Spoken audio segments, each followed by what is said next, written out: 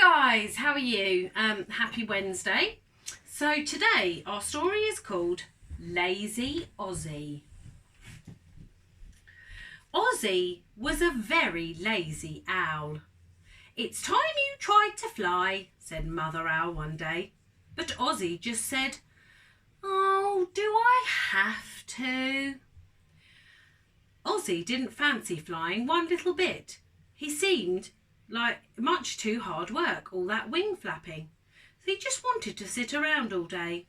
"I'm practicing being wise," he said. "Well, I want you to fly," said Mummy Owl sternly. "Now I'm going off to look for some food. If you are wise, you will be on the ground by the time I get back." Ozzie thought hard. If he was wise, then he should be able to think of a way of getting down without flying. Suddenly he noticed a horse who lived in the barn. The horse's head came almost as high as the beam that Ozzie was sitting on.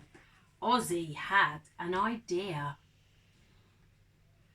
I wonder what he's going to do. He's being sneaky, I think. "Help, help," he yelled. "What's the matter with you then?" said the high horse. "It's an emergency," said Ozzie, jumping onto the high horse's back. "Take me to the cowshed, quick."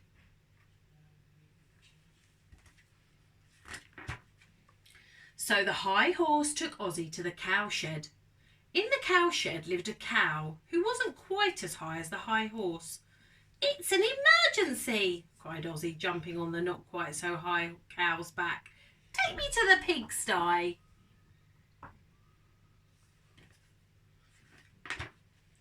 So the high horse, the not quite so high cow, took Ozzie to the pigsty.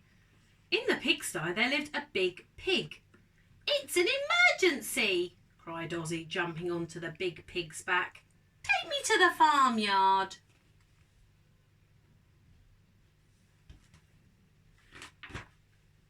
So the high horse, the not quite so high cow, and the big pig took Ozzie to the farmyard.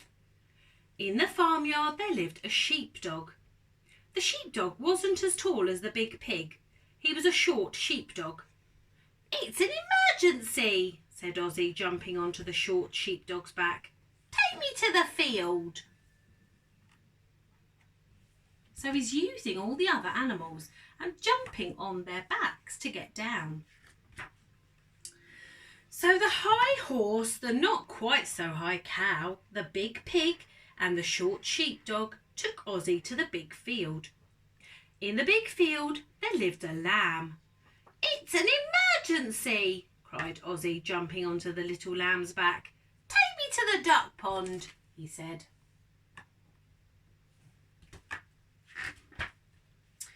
So the high horse, the not quite so high cow, the big pig, the short sheepdog, and the little lamb took Ozzie to the duck pond.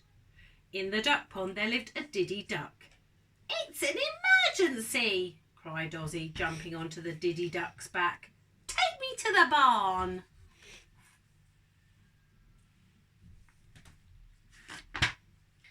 So the high horse, the not quite so high cow, the big pig, the short sheepdog, the little lamb, and the diddy duck took Ozzie back to the barn. As soon as they got there, Ozzie hopped from the diddy duck's back onto the ground.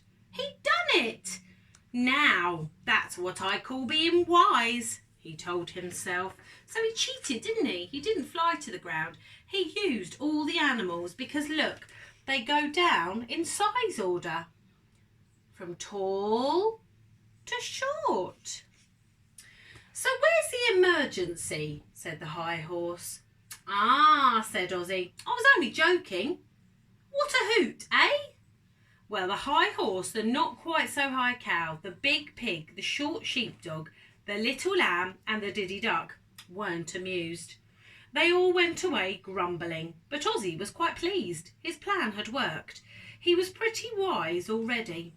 So have a look, you can see them going down in size order. So if you've got some toy animals at home, you could try putting them from the biggest to the smallest.